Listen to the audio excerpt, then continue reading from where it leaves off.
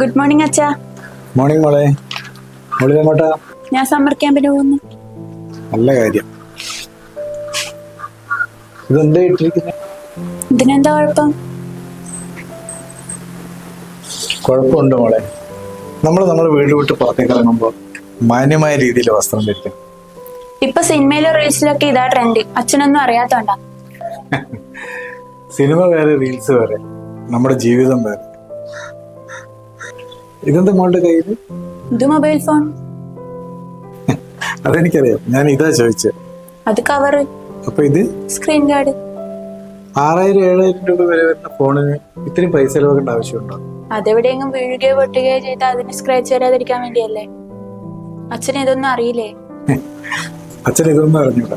പക്ഷെ ഒരു കാര്യം അറിയാം, ചെറിയ പൈസയുടെ ഫോൺ കേടുവരാതിരിക്കാൻ വേണ്ടി നമ്മൾ ഒരുപാട് പൈസ ചെലവാക്കും. അപ്പോ മോളുടെ സേഫ്റ്റിക്ക് പ്രാധാന്യമില്ലേ? പക്ഷെ അച്ഛ, ആൺകുട്ടികളെ എന്തോ ഒന്നും പറയാത്തെ. അവർക്ക് എവിടെ വേണേലും പോവാൻ, എന്ത് വേണേലും ധരിക്കാം. ആൺകുട്ടികളും പെൺകുട്ടികളും തമ്മിൽ വലിയ വ്യത്യാസമുണ്ട്. നമ്മള് ഇരുമ്പും സ്വർണ്ണം തമ്മിലുള്ള വ്യത്യാസം അറിയാം. ഇരുമ്പ് നമ്മൾ എവിടെ വേണമെങ്കിലും കൊണ്ടുവയ്ക്കും, പുറത്തോ അല്ലെങ്കിൽ എവിടെ വേണമെങ്കിലും അലക്ഷ്യമായി നമ്മൾ വെച്ചറിയും. പക്ഷെ സ്വർണ്ണം അങ്ങനെയാണ്. സ്വർണം നമ്മൾ വീടിലെ അലമാരയിലോ ബാങ്കിലെ ലോക്കറിലോ അങ്ങനെ എവിടെയെങ്കിലും വളരെ ഭദ്രമായി നമ്മൾ സൂക്ഷിച്ചു വെക്കും. മോള് ഞങ്ങൾക്ക് സ്വർണത്തെ പോലെ, സ്വർണത്തെക്കാൾ വില മതിക്കുന്ന ഒരു അമൂല്യ കുട്ടിയാണ് മോള്. അപ്പൊ മോളുടെ സേഫ്റ്റിക്കും പ്രാധാന്യമില്ലേ? മനസ്സിലായോ? മനസ്സിലായ അച്ഛാ.